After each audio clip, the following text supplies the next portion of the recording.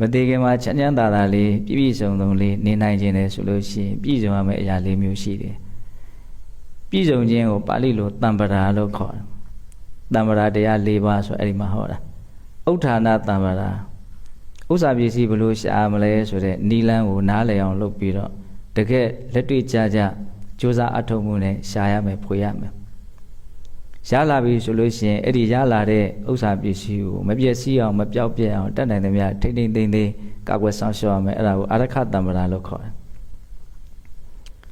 အဲ့ဒါလို့ရှာဖွေမယ်မပြည့်စည်အောင်ရှုဆောင်မယ်ပြီးရင်စိတ်ကောင်းနှလုံးကောင်းရှိတဲ့ကိုကျင်တရားဖြူစင်တဲ့ဉာဏ်ပညာရှိတဲ့မိကောင်းဆွေကောင်းတွေလည်းပဲပေါင်းသိမှုပြည့်စုံရမိတ်ဆွေကောင်းရှိရမယ်အဲ့ဒါကိုကလျာဏမိတ်တတမ္ပရာလို့ခေါ်တယ်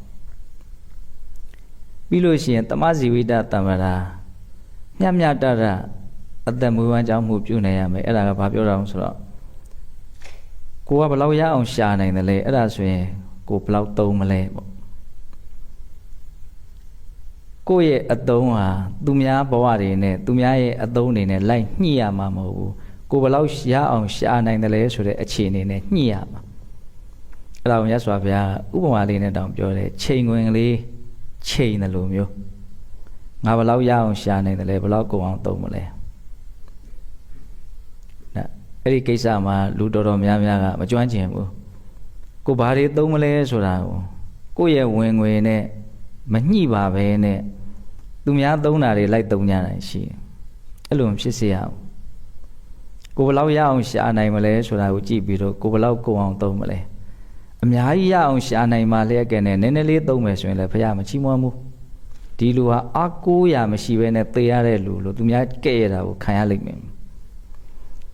နည်းနည်းလေးရှာပြီးတော့အများကြီးသုံးကျင်တယ်သုံးမယ်ဆိုရင်လည်းဒီလူကိုမြတ်စွာဘုရားမချီးမွမ်းဘူး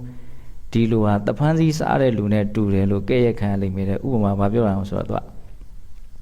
တဖန်သီးတို့သီးဘူးသီးတို့စားခြင်းလို့အောက်ကနေခဲတို့ဒုတ်တို့နဲ့ပြစ်ချလိုက်တယ်တကယ်စားမှာတစ်လုံးနှလုံး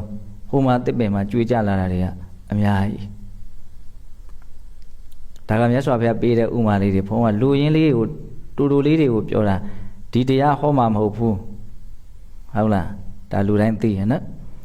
ပြစ္ဆုတ်ပံဘဝမှာချမ်းသာခြင်းနဲ့ဆိုလို့ရှိရင်ဥဋ္ဌာဏတမ္ပရာဥစ္စာပစ္စည်းဘလို့ရှာမလဲဆိုတဲ့နီလန်းကိုနားလည်အောင်လုပ်ပြီးတော့တကယ်လက်တွေ့မပြင်းမကြီးရှာဖွေရမယ်ရလာပြီဆိုလို့ရှိရင်အာရခတမ္ပရာမပြောက်ပြက်အောင်ကာကွယ်ဆောင်ရှောက်ရမယ်ပြီးရင်ကိုပေါင်းတဲ့နဲ့ကိုမိတ်ဆွေဟာအည်အသွေးရှိတဲ့စိတ်ကောင်းနှလုံးကောင်းရှိတဲ့ကိုချင်းတရားဖြူရှင်တဲ့ပုဂ္ဂိုလ်ဖြစ်ရမယ်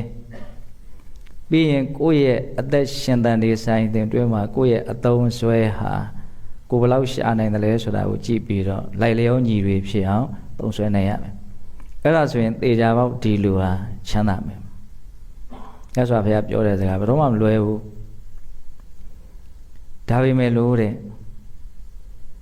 ဒီလိုအဆင်ပြေးလာတဲ့အခါမှာပျက်စီးသွားတဲ့အကြောင်း၄မျိုးလည်းရှိသေးတယ်တဲ့အဲ့ဒါကလူငယ်ပိုင်းလေးတွေနားထောင်စရာကောင်းတယ်